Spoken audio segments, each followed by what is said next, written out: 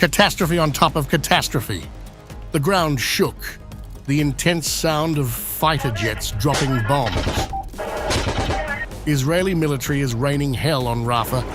Under the threat of aerial bombardment, an estimated 1.7 million men, women and children have been forcibly displaced to Rafah. Palestinians are requesting, begging, crying out, "Don't enter Rafah." Rattled Israel, however, has made it clear that IDF would enter the Palestinian city with or without a deal. Rafah now Israel's thorn or a dream? Israeli army peeling back Gaza. Palestinians await the biggest catastrophe as IDF finalizes Rafah's plans and alerts troops. Clock ticking for Hamas in the battleground?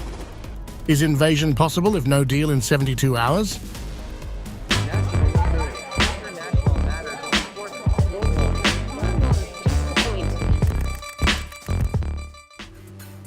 Rafah invasion would be a disaster beyond imagination. Prime Minister Benjamin Netanyahu isn't backing down on his stance on Israel's impending invasion of Rafah, but now, harsh statements from the US government and Israel's allies against Netanyahu have boosted Hamas's arrogance and confidence. Threats of Rafah invasion have been a tool that Israel is using in negotiations with Hamas for release of hostages. אנחנו נשלים את יעדי המלחמה. אנחנו נפנה את האוכלוסייה האזרחית כדי שנוכל להתמקד במחבלים כפי שעשינו עד עכשיו. אנחנו ניכנס לרפיח כי אין לנו ברירה אחרת.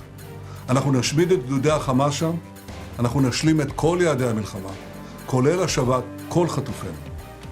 Right now, Netanyahu finds himself in a trap and has refrained from doing anything for far too long. With growing West pressure on Netanyahu, Hamas feels Israel is weaker than ever, both domestically and internationally. Hamas has no reason to agree to anything less than an end to Israel's operations in Gaza. And Netanyahu has vowed to eliminate Hamas, a goal that is and always was impossible. If the Israel Defense Forces invades Rafah, the city will become a charnel house.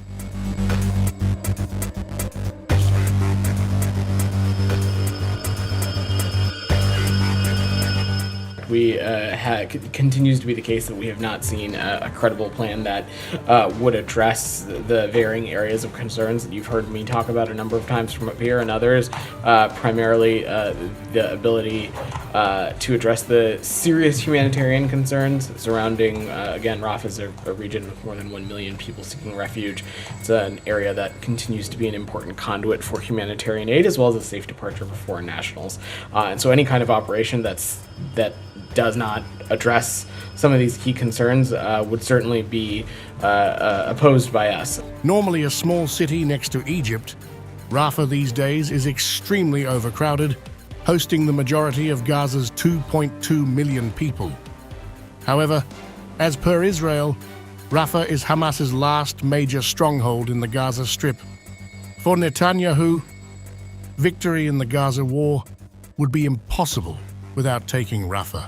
On April 8th, Israel's PM, Benjamin Netanyahu, said that a date has been set for an Israeli invasion of Rafah.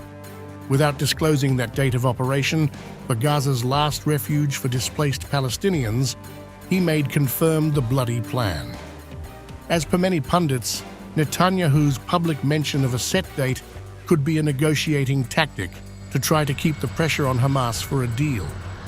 Meanwhile, some analysts have even suggested Israel may never invade Rafah and that the threat alone is a means to leverage Hamas. Because the thornier unanswered question still is, who will govern the enclave when the fighting is over?